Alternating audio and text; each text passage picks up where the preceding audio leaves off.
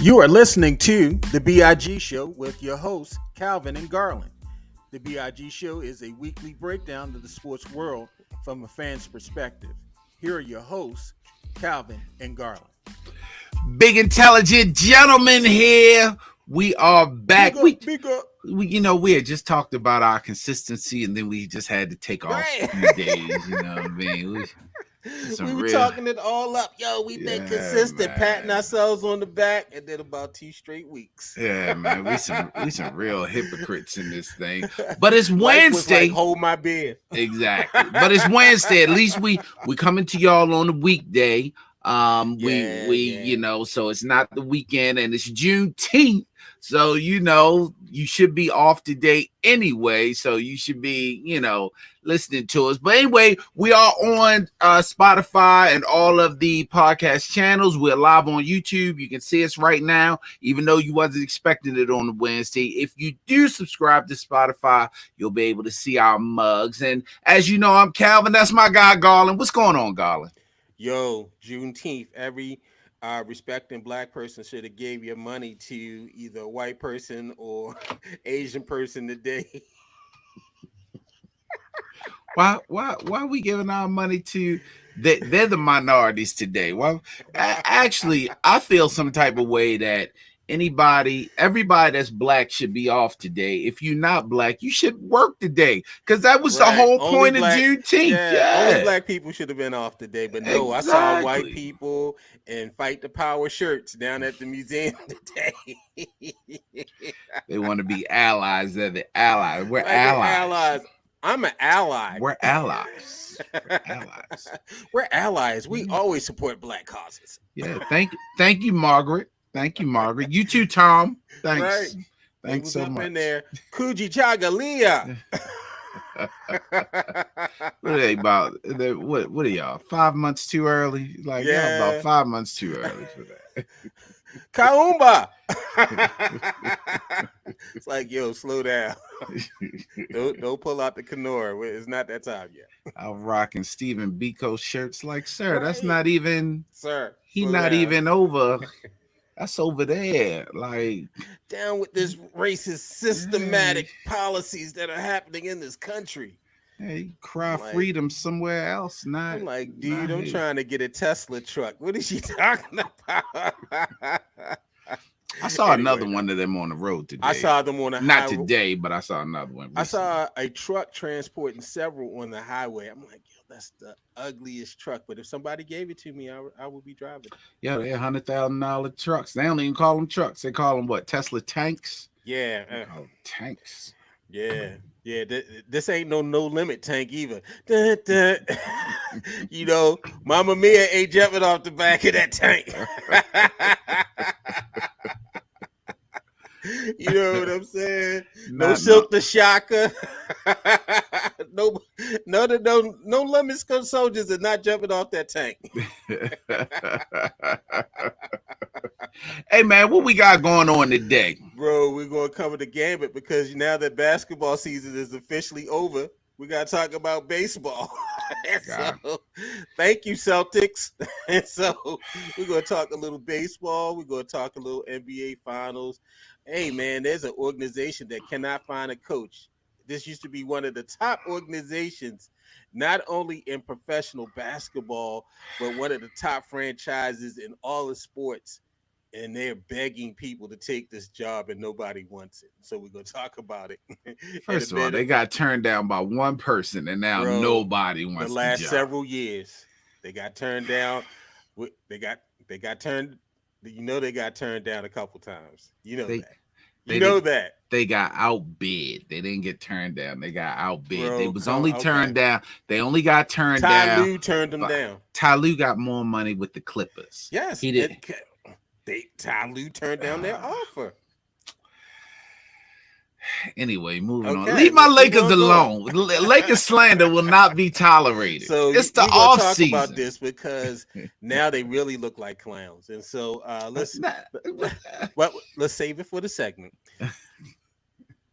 The Say Hey Kid is gone. And so we want to acknowledge that Willie Mays, whose unmatched collection of skills made him the greatest center fielder, without a doubt, who ever lived, died Tuesday afternoon in the Bay Area. He was 93 years old.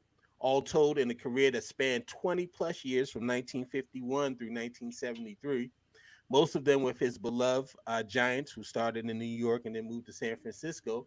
He made 24 All Star teams, won two National League MVP awards, and 12 gold gloves. He only won one championship, though he appeared in the World Series several times. He ranked sixth in all time home runs with 660, seventh in runs scored with 2,068, 10th in RBIs with 1,900, and 12th in hits with 3,293.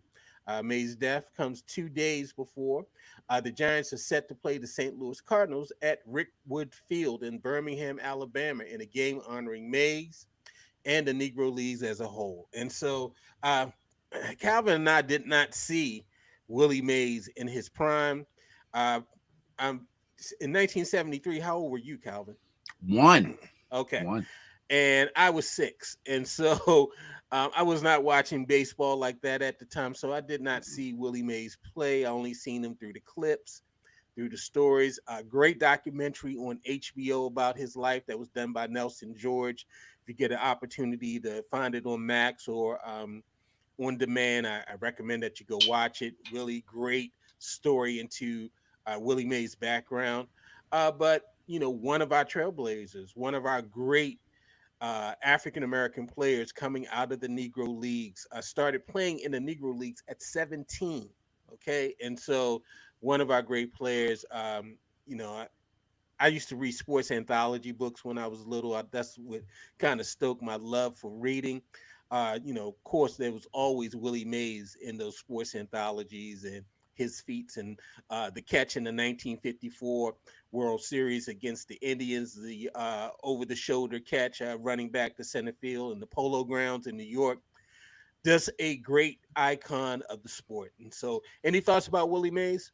Yeah, you mentioned the catch. It's probably one of the greatest catches ever in the history of the game. It is the most famous catch in the history of the game because they constantly show it. It's unfortunate that there weren't many Willie Mays highlights that they show other than that, especially for as great as he was. But Right. rest in peace to a great one. And Yeah, just him hitting a lot of home runs. He was a prolific hitter, yeah, one of the top draws, and really, um, for all intents and purposes, our first black superstar in sports. Although Jackie Robinson broke the color barrier, Jackie Robinson was not did not really come up in the time of the golden age of advertising in the 50s. By the time you get to 55, 56, 57, Jackie's out of the game. But that was peak time for Willie Mays, and so Willie Mays was on your TV shows. He was on your cereal boxes, on your milk cartons, all of those different things. And so, playing in that prime time, especially in what was then known as the capital of baseball, New York, where you had the Giants, Dodgers, and the Yankees. There, you had a song, Willie, Mickey, and the Duke, who was the greatest center fielder out of those New York teams. And so, his prime really coincided with that golden age of advertising and for baseball. And so, really, and for all intents and purposes, our first black superstar. So, rest in peace to Willie Mays, also the godfather of Barry Bonds, our hmm acknowledged home run king, although there are still those in denial. A good lineage in terms of his connection to Barry Bonds and to the Giants and to other players.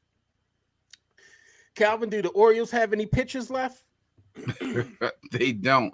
And with They the don't. way Suarez pitched last night, they're down another pitcher. Actually, the way he looked last night. Yeah. Now, first it was John Means, and then it was Tyler Wells, and now it's Kyle Bradish and Danny Kalum. Orioles executive vice president and general manager today announced that Bradish, one of the best starting pitchers in the American League, and Kalum, one of the Major League's best left-handed relievers, both underwent elbow surgery this week. Bradish, he underwent Tommy John elbow surgery, reconstruction surgery, and so that pretty much ends his season, and we won't see him at least until 2025, possibly Mm-hmm. mid-season 2025. In Cologne, he had surgery to remove bone chips from his elbow, and the Orioles are hopeful he can return this season, potentially in September. And so, with all of these rash of injuries, particularly in the starting rotation in the bullpen, I felt this was one of the things that the Orioles really had improved on this year. And, that was the reason why they went out and got Corbin Burns because of the injury to Bradish. And he had the platelet treatment. And, there was thoughts that he could come back and pitch this season. And he did pitch well when he came back. But, all of these pitches breaking down, can the Orioles survive like this and not only win the division, but make the playoffs? Yeah, man. So you still have your Ace Burns. You still got Grayson there. You still have Suarez, who he didn't pitch too well last night, but he still left with only 3 runs given up. Mhm. And you also had the young boy who put out an amazing outing. He lost his first Povich. game in Toronto, yeah, but he put out an amazing outing against Atlanta. We were actually at that game. So they still got a shot, man. The Mhm. pitching can hold up. The bats, the bats come and go. They don't seem to have a. There's times when they're consistently scoring 6 and 7 runs, but then you get a night like last night where they only scored 2, and they didn't even score those 2 until the top of the 9th inning. So I think they still have a shot.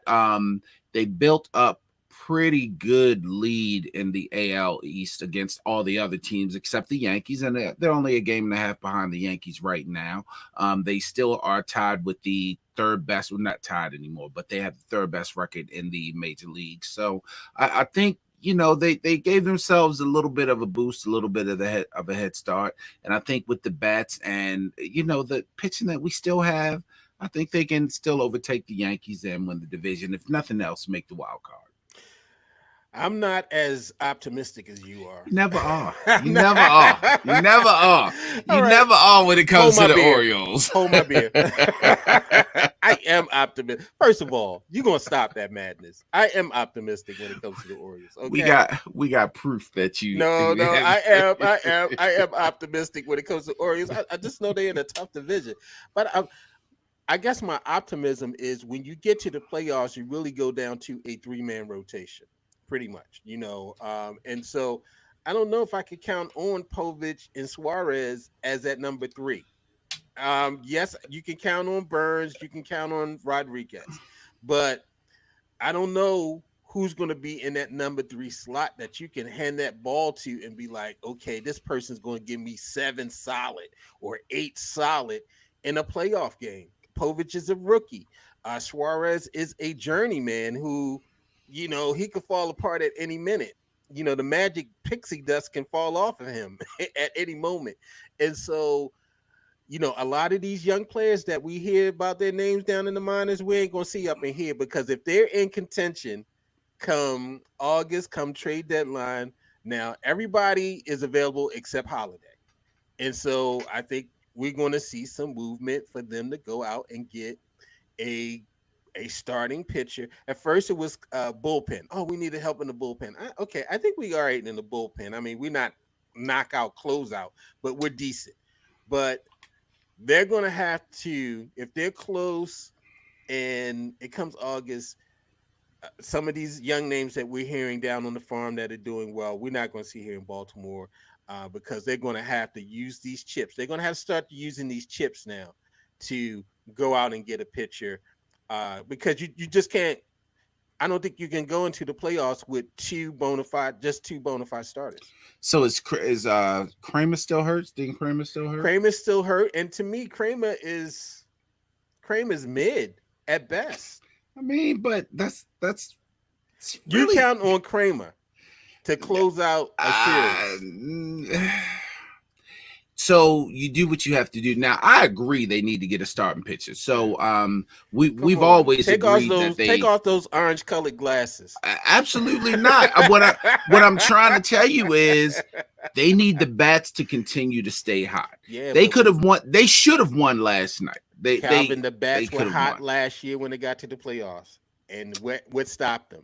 Yeah, Great pitching. Yeah, but the bats struggled The in bats, the yeah, you playoffs. struggle against great pitching. Okay, so when you get to the playoffs, you're getting the best of the best. But You're not padding your stats on the Blue Jays or any of the Royals or any of these other teams. You're not hitting all these home runs on these. I get it, but Yeah, you changing the narrative now. Your question was, do I think they can win the division and make it to the playoffs? Now they're you go- jump into when they get to the playoffs, what they gonna do? Listen, I I think ain't they even could thought get that there, far yet. but they're gonna have to give up some of them chips down on the phone.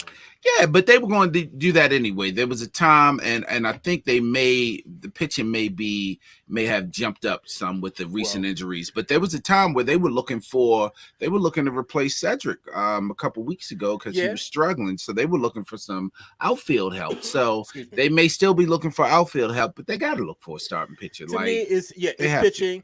And so now that they're really in a bind, they're gonna have to overpay. I mean, and so they're gonna have to give up, some good. Just like they had to give up Ortiz. Ortiz is playing very well in Milwaukee. They would have loved to have Ortiz on this team, but they needed a starting pitcher. They're gonna have to give up a player of that caliber to get a decent return. Yeah, but they would have had to do that anyway. So it's not because their back is against the wall. They would have had to do that. Depends. Anyway. If they just needed relief pitching, maybe not. Maybe it's a role player here and a future player, like a developing player, but they're going to have to give up a player that's going to start. Okay, and so those are your best players.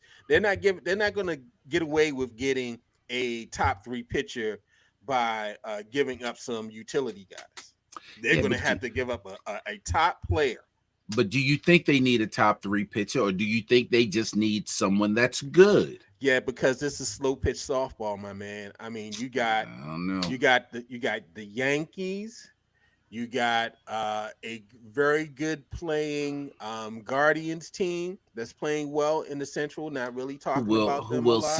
Who will see next series? That's right. The next series after the Yankees. You got the Royals out there. They can rake. You got a lot of other teams that can rake. Let's not forget about the Rangers. But so can the Orioles.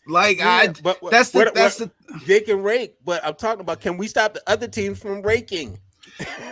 But we have been. That's my whole point. Okay. So far, we have been. So I will give you that. So we're not going to say, can we stop them from raking? Can we outrake them? And we have been. And that's what we've been doing. And we thought we were going to do that in the playoffs last year, and what happened? Yeah, but we got shut down. And that's last year. That's last year. Very disappointing. That's our reference point. That's very disappointing. That's our reference point. We were all a little disappointed between them and the Ravens. We were all right there. There. All right. And so we'll see. And see, with baseball, we can talk about baseball a little bit. All right, the NBA Finals, it ended on what's that? Monday.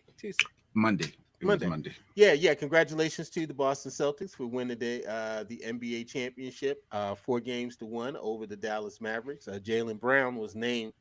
He won the Bill Russell Award for MVP in the series, and this marks the 18th championship in the team's history, one more than the Los Angeles Lakers. Yeah. And so, and when you think about this, Calvin, which franchise is more valuable? Is it the Celtics or is it the Lakers? You're seriously asking this question? Yes, I am. Valuable. Let me let you define valuable. Valuable and the best franchise in basketball.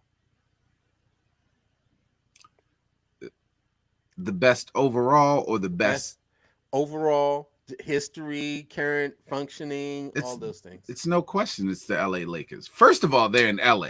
Second of all, they've had all the stars. Like it's the Lakers. Like that's not even a question. Now, if you wanted to all the stars, not Bill Russell, Larry Bird, John Havlicek.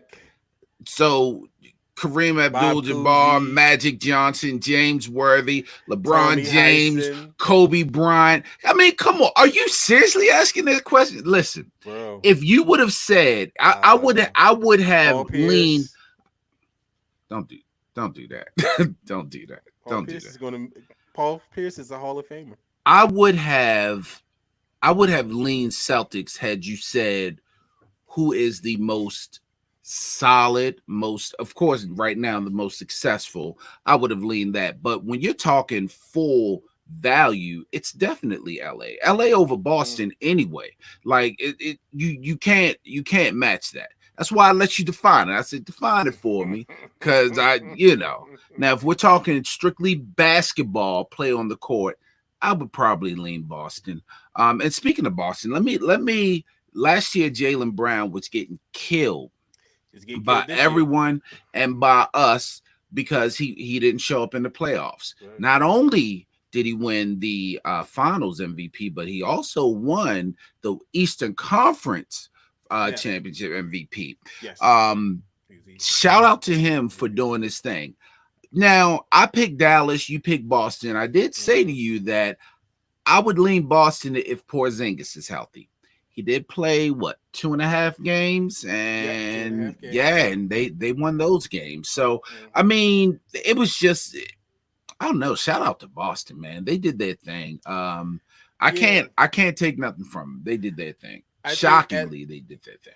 As I said when we were breaking this down a couple weeks ago before we became inconsistent, that I just thought that Boston was just a well-rounded team, more well-rounded than the Mavericks. And I agree with that. I just thought they were going to choke. Yeah, I just thought they were going to choke, and they like came they out usually and do. and also Dallas does not scare me as a defensive team. They have the worst defensive player in the league in Luca. And I won't even say Kyrie plays that much defense either. He just didn't, they were burning Luca more than they were burning Kyrie. And so, I just thought it was just made it easier for Boston to score, their slash and shoot three team. And when it's on, it's on. When it wasn't on in game 4, it wasn't. But then they came back in game 5 and they grinded it out. And so, big shout out to them. I was a Showtime Lakers fan. Also, I was a Kobe and Shaq fan as well. And so I do have respect for the Lakers franchise, but I think they're at a critical point, Calvin, especially with this head coaching thing. Now, last week, they failed to sign UConn head coach Dan Hurley to become the next head coach. Now, for me, what this looks like, what was once a premier head coaching job. I mean, you had coaches probably knocking themselves over to get a LA Lakers job, prime time or not. May have been the Showtime Lakers, may have been the Kobe Shaq Lakers. Um, you had top coaches vying for that job. Now, but they're about to head into the draft in 2 weeks. They don't have a head coach. The guy that they made a run for, a lot of people saying they fumbled the bag on that. They should have offered him more money. He said he didn't leverage this interview to get more money out of UConn. They did offer him more money than he was making at UConn. He's not proven on a professional level, and just because someone was dumb enough to pay Monty Williams top dollar don't mean that I should be dumb enough to pay Dan Hurley top dollar. And so I don't subscribe that, they didn't offer him enough. It's just obvious he didn't want to go to LA, which is crazy because it's the entertainment capital of the world. As much money he could have made off the court in Los Angeles would have eclipsed what he would have made on the court coaching the team. But nonetheless, is this still a premier head coaching job? And if so, why are not coaches jumping to take it? Yeah, so everything goes through its cycles, and the Lakers are hitting their cycle again. If you remember, after the Showtime Laker days, there was the Del Harris, Kurt Rambis, even Magic Johnson Mike for a Dunleavy, week. I Yeah, think it was after Magic and yeah. left. So was descent. until they got Mike the Brown. Shaq Kobe Lakers, they were down, and that's what's happening now. And I've said this before.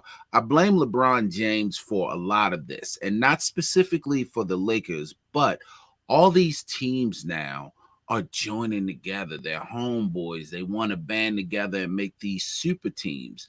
And LeBron can't seem to get anyone that really, really wants to play with him. And everyone else is getting them. So all these stars that would normally be distributed evenly throughout the NBA are now jumping on different teams. So now you even got them talking about Kevin Durant possibly going back to OKC. They're talking about Jimmy Butler maybe going back to Philadelphia. You know what I mean? Joel Embiid may even be walking, but no one is talking about anyone going to the Lakers because it just doesn't seem like anyone's interested in playing with a broke up Anthony Davis or LeBron James. But everything cycles. They may be down for the next few years, but they'll come back around again. But to answer your question, right now, it's probably not the premier job. The premier job in LA is probably the Clippers, but that may change because Paul George may not be there next year. So hey, but they're going into a super brand new they're arena. going into a super new You got an arena. owner with deep, A deep, deep, a deep pockets. motivated owner, a Yeah, motivated owner. So motivated owner who doesn't mind spending money. And so yeah, I think that's a great job. Personally, yeah, I agree with you. I think it boils down to LeBron. These coaches do. LeBron is a coach killer, and these guys don't want to coach LeBron, and his impact in terms of running the organization is strong. If that was not the case, I think you would see more coaches in the mix. If they go out here, Calvin, and they hire JJ Redick, they look like bigger fools than they did by not getting Dan Hurley. You're gonna hire a guy who has no coaching experience at all on a well, premier. This is not the Brooklyn Nets. This is not some old little rinky dink team where you're just trying to get a person who sounds good on the radio or mhm. looks good on TV. No, this is the we just talked about this. Is this one of the top organizations? This is the organization with the second most NBA titles in the history of the league. You had George Mikan, Kareem, Magic, Shaq, Kobe, Jerry West, the logo who and shout out to Jerry West, rest in power, the logo who passed away last week, Elgin Baylor. You had all of these great players. You had Phil Jackson and Pat Riley as coaches, and you're gonna go hire JJ Redick. I'm really looking at you like you Fugazi.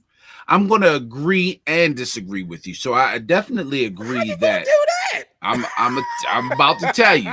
I definitely agree that bringing in the JJ Redick is not the show-stopping move that you would expect from a franchise like the Lakers.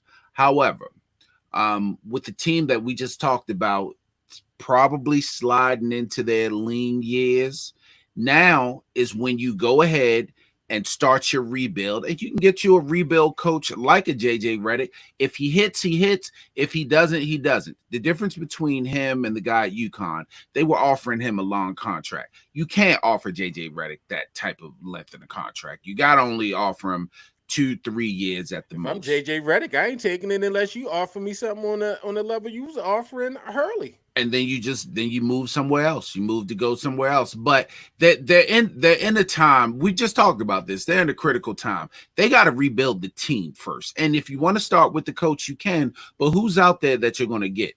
You could possibly get Sam Cassell. He's probably going to be available. Baltimore zone. And that would be a good pickup. But then still again with Sam Cassell, it's not a blockbuster move. It's an interesting move and a great move, but it's not a blockbuster move. So the Lakers are in that position. They don't even have a high draft pick. You know what I mean? So it's kind of murky how they're going to build their team up. You got LeBron. Well, you don't even really know you got Yeah, LeBron. You because kind of know you LeBron got is LeBron. still up in the air. He has not opted in, and so he's using that leverage to force the Lakers to take his son. Exactly, which is not going to be a blockbuster move. It's going to be another interesting PR move, not going to be a blockbuster move. You can't trade Anthony Davis at this point unless you're going full rebuild, because at least you did make the playoffs last year, the playing game. And if you trade Anthony Davis, you're looking at not even making a playing game next year. So I don't know. I don't think the JJ Redick hiring is a bad move. I just don't think it's the smartest basketball move. if they hire JJ Redick, they might as well go ahead and hire Monica McNutt or who's the woman broadcaster that's on the team with JJ Redick that calls the games with Don't do Redick that. Don't do that Drake was obsessing over a couple years ago. Don't do that. Yeah. What? What's the difference? What's the difference?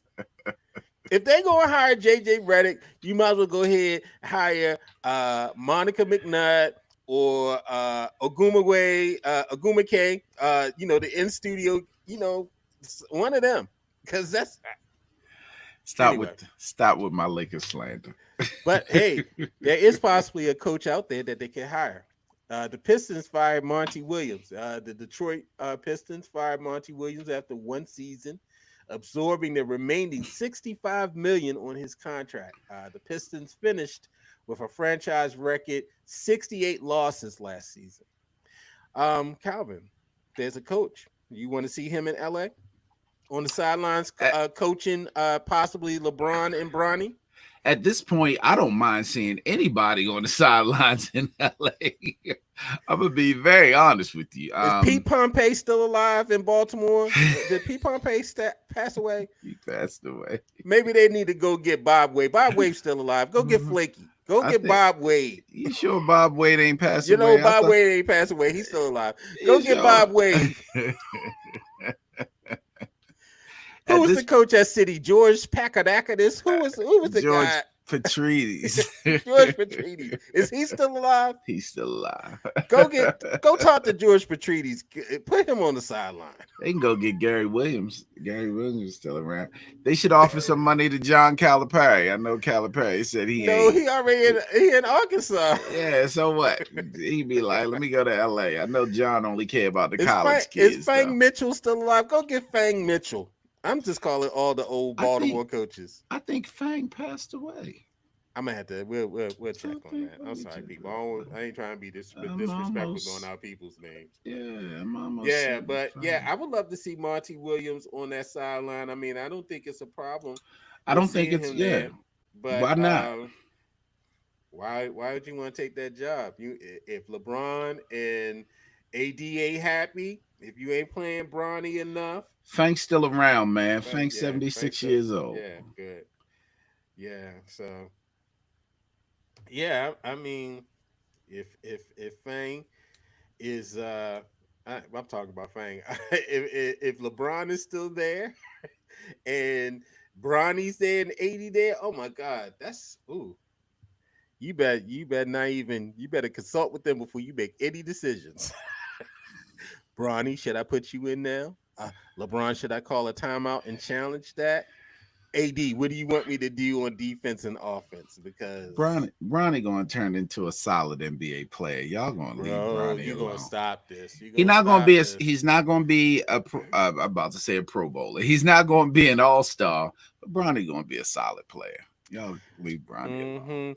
Sources from half a dozen NBA teams have told ESPN they've had difficulty securing workouts with 2024 draft prospect Bronny James. But the agent for James, the former USC guard, confirmed James had worked out individually for just two teams at this point, the Phoenix Suns and the Los Angeles Lakers, and said that's by design.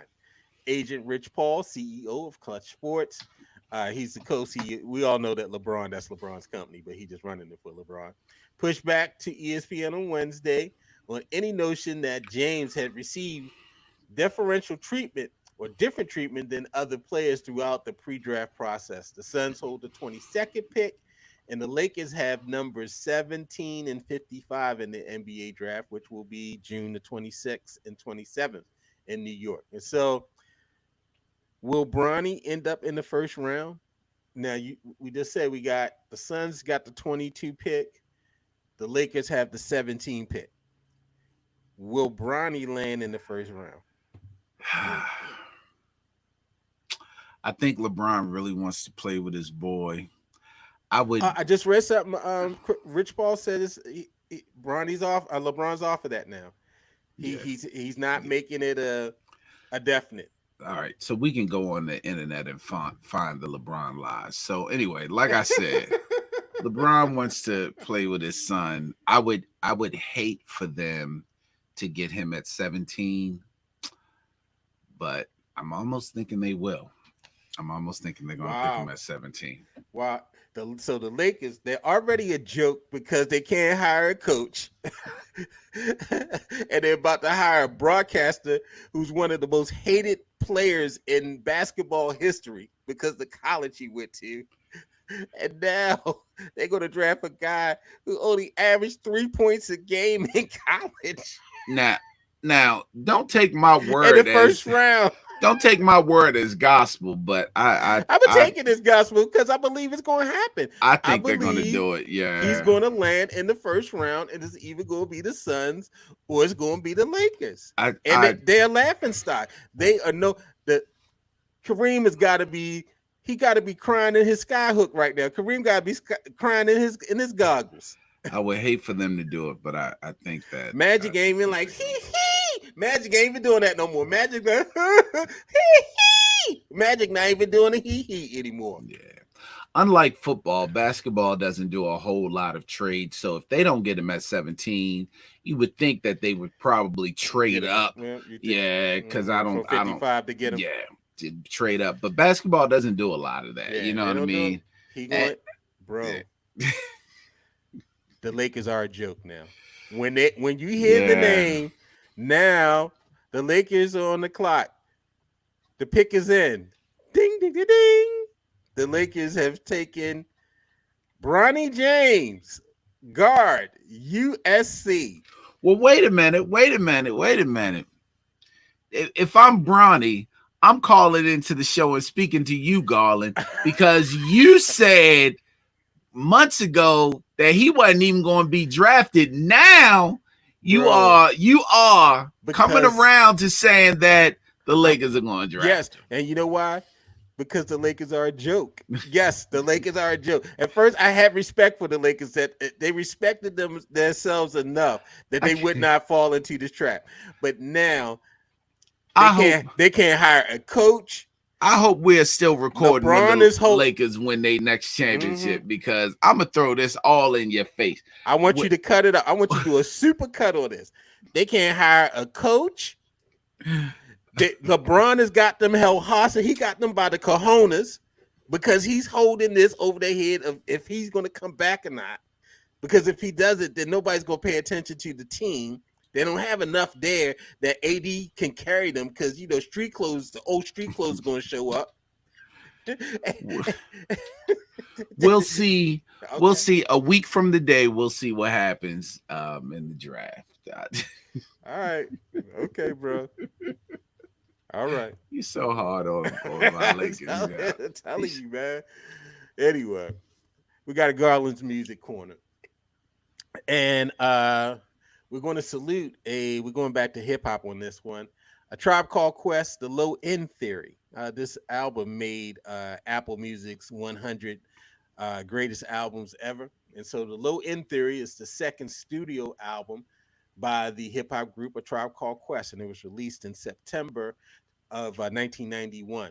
And The Low End Theory was one of the first records to fuse hip hop with the laid back atmosphere of jazz, particularly bebop and hard bop. As a matter of fact, you can probably credit this record for turning a lot of hip hop heads into jazz heads. I have to say that listening to the music and the samples made me want to actually find the originals, which I'm like, oh my God, these were dope albums, dope artists. Wayne Shorter, um, Art Blakey, a lot of these great jazz artists that a lot of times we're not listening to. And so upon its release, the Low End Theory received widespread critical acclaim. It was awarded a perfect 5 mic rating in the source. In the years since its release, the Low End Theory has received further widespread acclaim from music critics and writers, many of whom regard it as one of the greatest hip hop albums of all time. We've already reviewed the greatest hip hop album of all time. It Takes a Nation of Millions to Hold Us Back, but it's in that category. The album is credited with establishing the musical, cultural, and historical link between hip hop, jazz, and is regarded as a successful fusion of opposites, the complex musical textures of jazz and the straightforward boom bap of rap. And so, A Tribe Called Quest, Low End Theory. I was listening to that album before we came on air, and you got Excursions on there, Bugging Out, Rap Promoter, Butter versus from the Abstract, Show Business with Diamond D and a couple other people on that joint.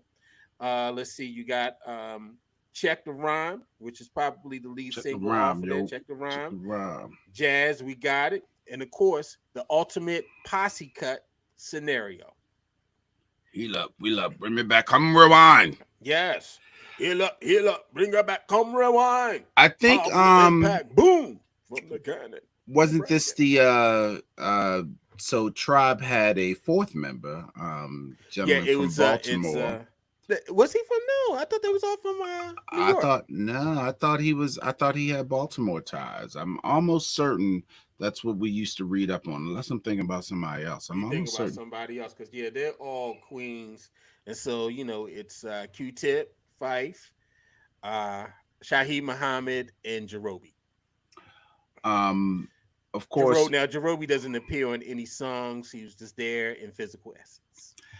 uh, of course, any old school hip hop head, if you mention Tribe to them, they will all be like, "Oh yeah, Q-Tip, Fife Dog," and it. But if you're like me, Tribe came out with so many albums that you get confused of which songs are on which album.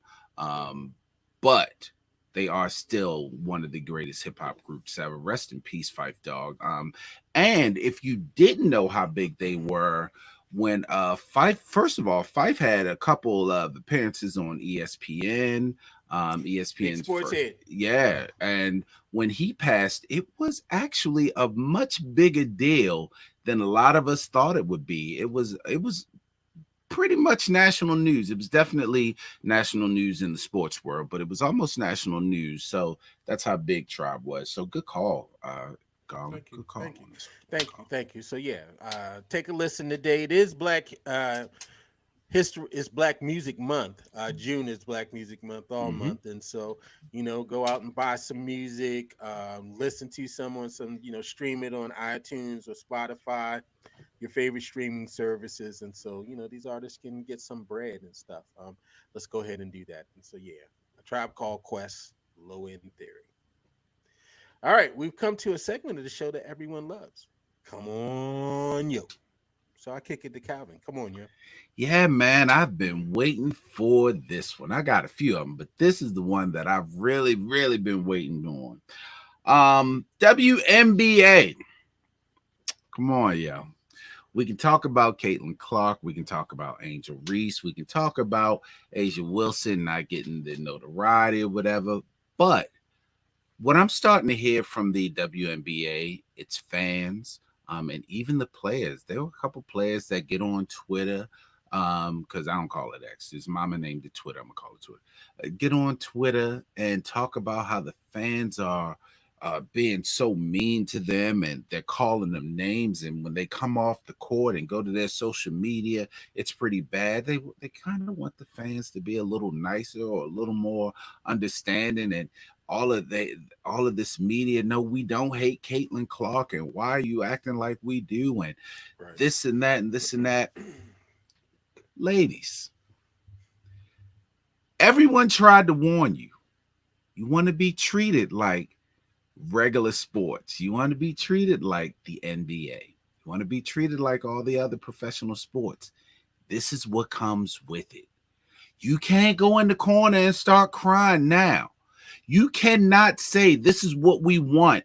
And then when you start getting it, you like, well, wait a minute, hold on. We didn't want it that much. We didn't want, you all got 20 years in. You actually deserved it a few years ago. And when I say deserved it, I'm not talking about deserved it like your feelings should be hurt. I'm talking about being treated like superstar athletes, being treated like the world, or at least the country, is interested in what you do. From LeBron James to Kobe Bryant's death, to Michael Jordan, to any professional athlete that you can think of, they all get it.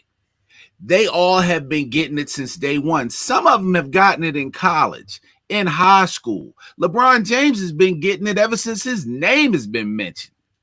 They getting it, and you're getting it now. You don't have to embrace it, but you can't stop it. And again, you can't go in the corner and cry about it. This is what you get. Now, what you need to do is start saying, oh, well, we getting this. Now, where's that money? Start bringing that money that comes with it. But WNBA, come on, yo. Stop crying.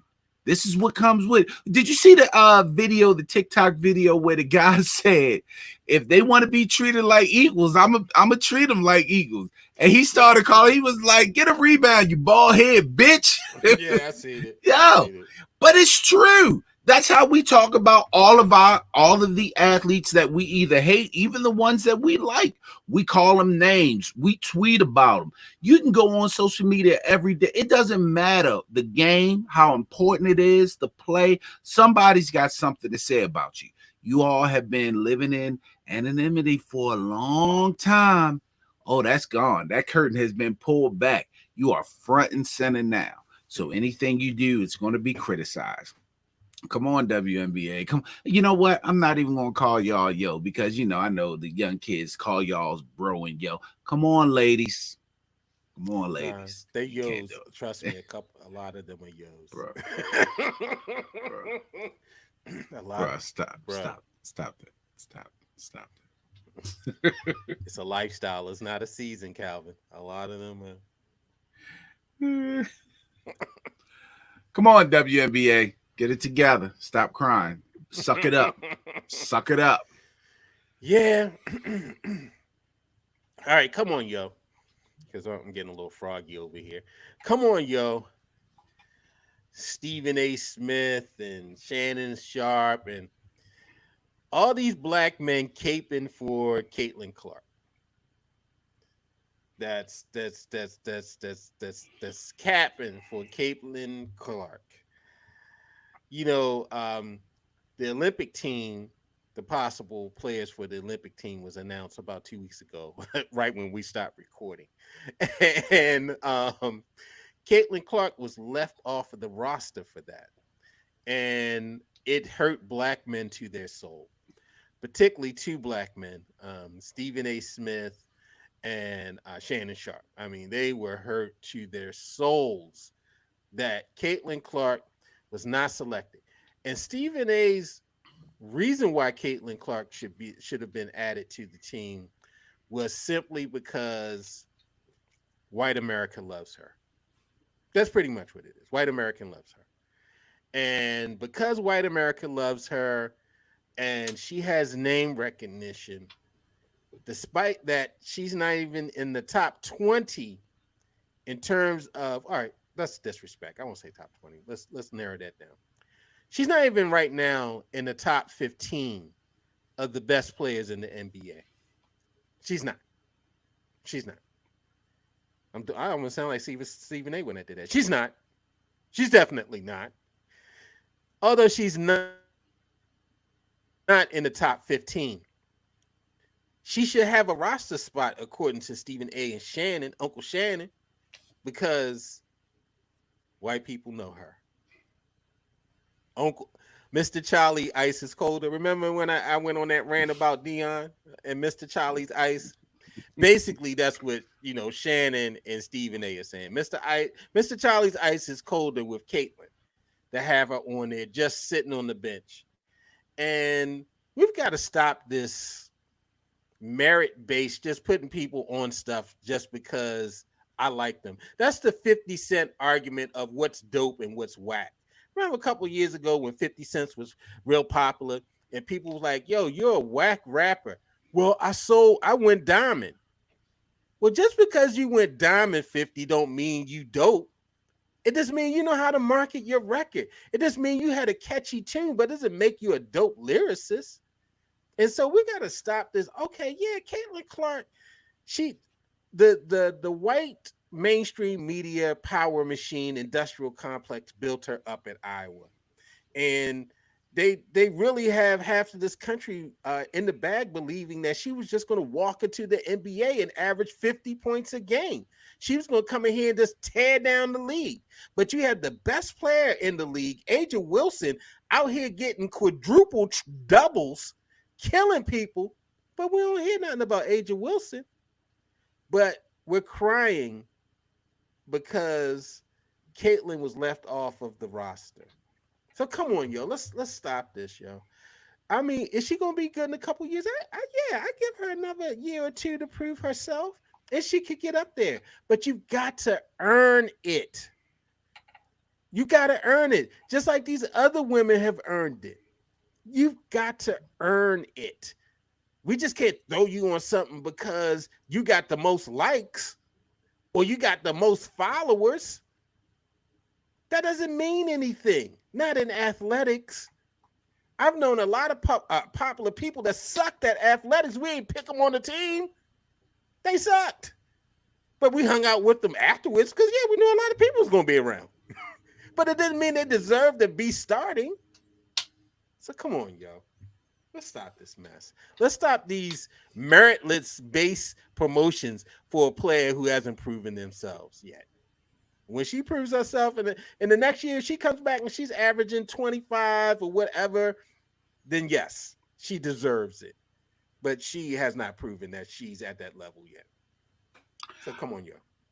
I absolutely agree. Now I will say there's a couple of things that one thing that works against her outside of the whole she hasn't earned it. And even if she had earned it, just like in baseball and football, there's a hierarchy. And your veterans, when they go to these all-star games, your veterans are always going to take precedence. They could play half the season up to that point and not have as good a numbers as a rookie. But generally, they're going to make it because it's just the hierarchy. It's just the way the fans vote. Now, I will say, if there is an argument for Caitlin Clark being on the Olympic team, there's only one real argument. What the NBA found out back in 92 with the Dream Team, I don't think they realized how much celebrity the players like Michael Jordan, Charles Barkley, and all them had. I think this is the reason why we're seeing these international players taking over the game, because once the Dream Team was able to come over there, and then you follow that up with Kobe Bryant, LeBron James, athletes that are larger than life, it made the sport so popular. So if there is an argument to place Caitlin Clark on the team, it does matter that she has a large social media following, because if you place her on that team, then the international girls will start falling to her because of how popular she is. That doesn't mean she deserves to be on the team. It's just in what you're focused on. And clearly, the WNBA isn't focused on that type of popularity, that type of international popularity. One reason is probably because the international women's game is strong anyway. It's just not strong in America. Hence, Brittany Griner have been going over there, Diana Taurasi, and all of them They go see over all there. these players. They Yeah, see them. so they don't necessarily need her, but Caitlin Clark is the biggest name to play women's sport. And in a few years, I don't want to say a long time, because Brittany Griner was a huge star at the time.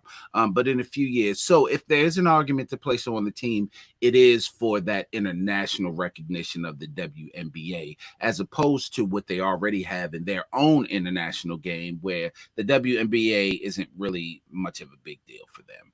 But no, I completely agree with you. She hasn't earned the spot. The hierarchy isn't going to give her the spot because she's not out there. If she was out there dominating and killing, then you got a better argument to have her on the team. I am going to push back lightly on one point.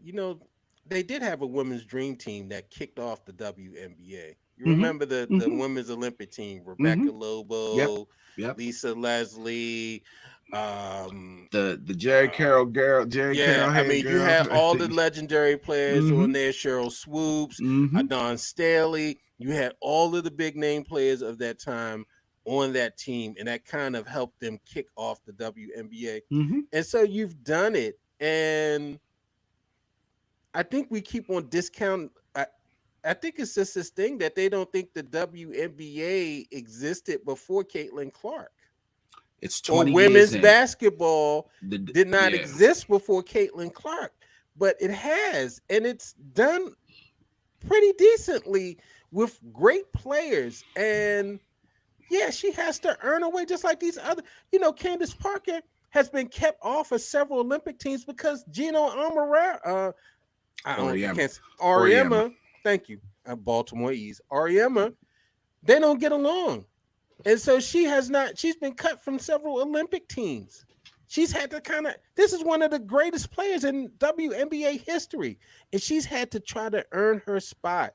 One of the Agumake sisters, um, the one that's currently playing right now, not the one in the studio. She plays in Seattle now. She played with the Sparks for several years with her sister.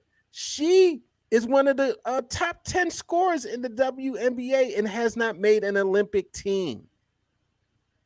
Okay, so yeah, they got great players in these players. She's got to earn her spot. But let's stop thinking that they were not playing basketball before Caitlin.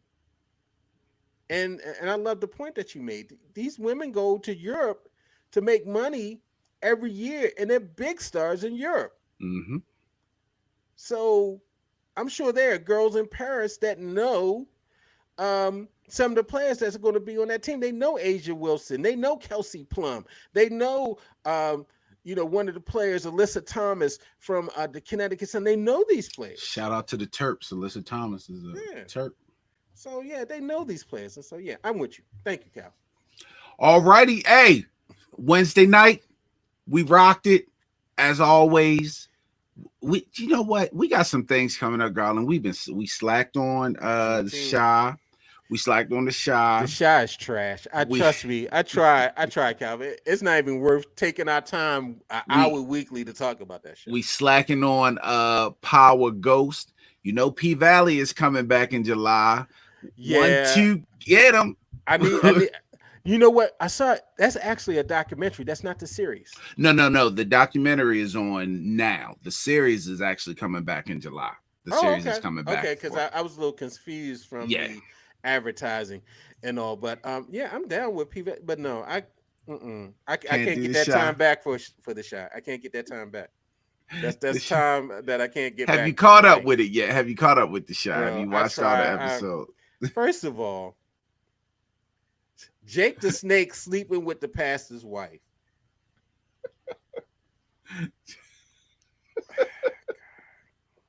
Then you add Bakari. I guess Bakari replaces the kid that left. Kevin. He replaces Kevin as kind of like now part of their crew. But Bakari's walking around here, got bodies on him, but everybody's ignore the fact that Bakari has bodies on him. And so we got Dwayne Wayne going to talk to Otis Perry Duda. And he like, yeah, I know who you are, Otis. You just the same bully that I knew back then. Let Bakari go. So now Bakari has turned into Ta-Nehisi Coates. Wait, what about? And then you got the city councilman. He got a body on him, but he's still in the council. He just got an ankle bracelet on. Because he being represented by David Ruffin, right? Who went up to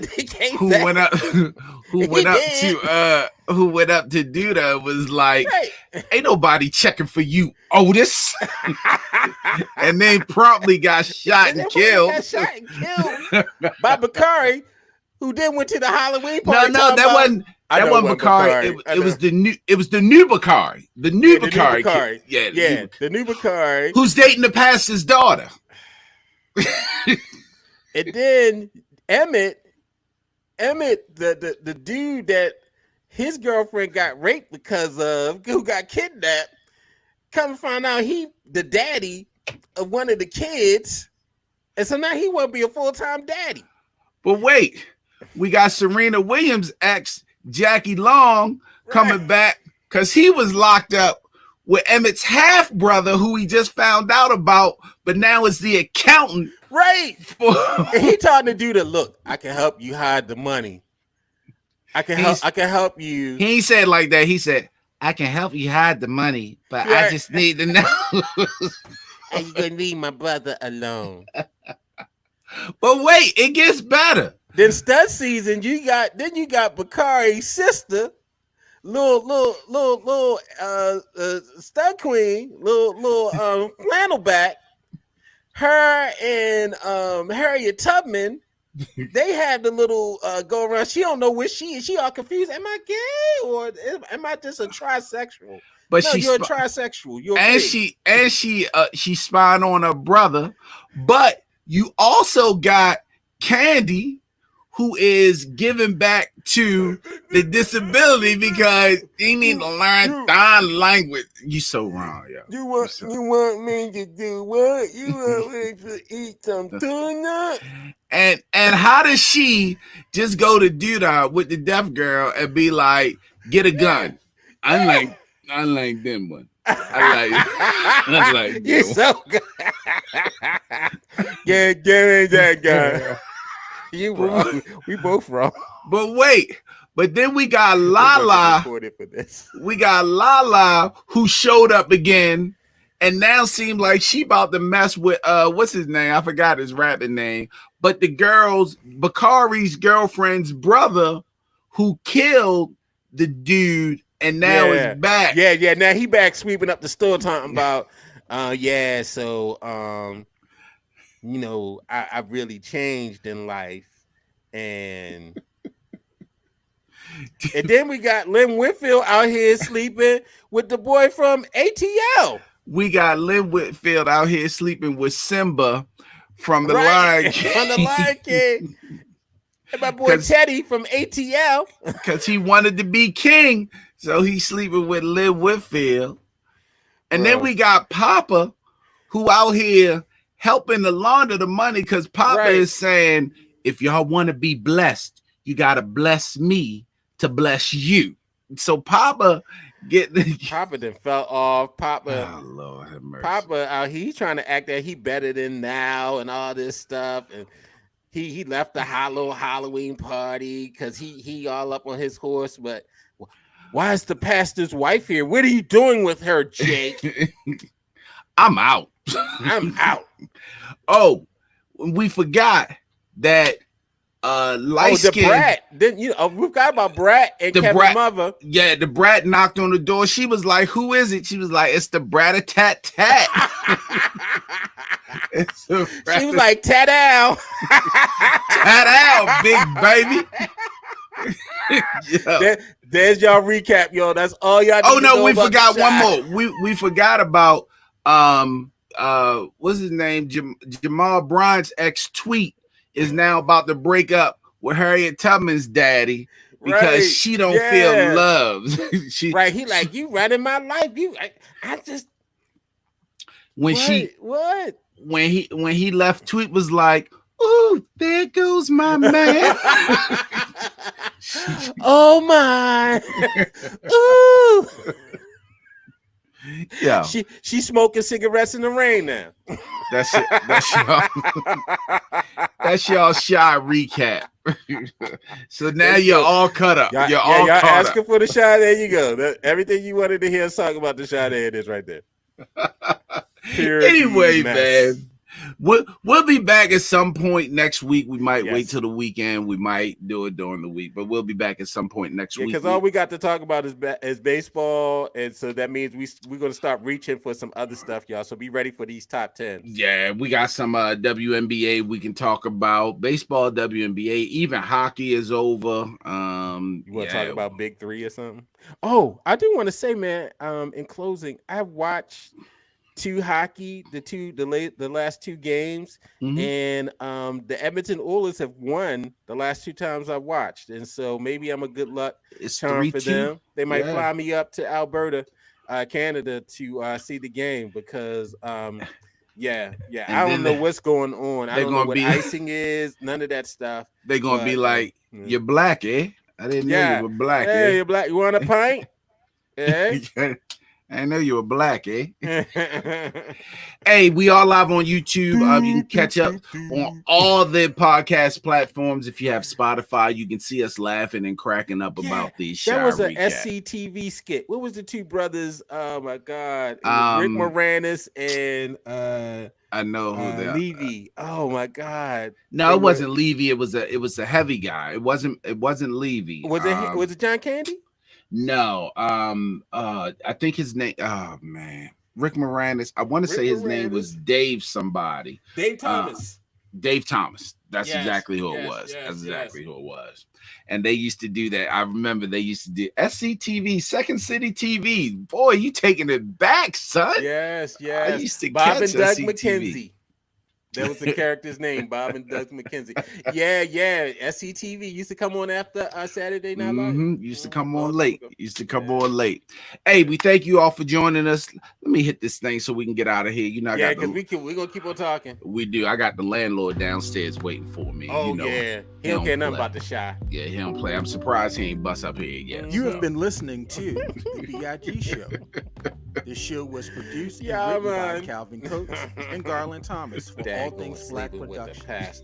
Follow us on all of your podcast media platforms. Later, man. I'll talk to you. Peace, bro.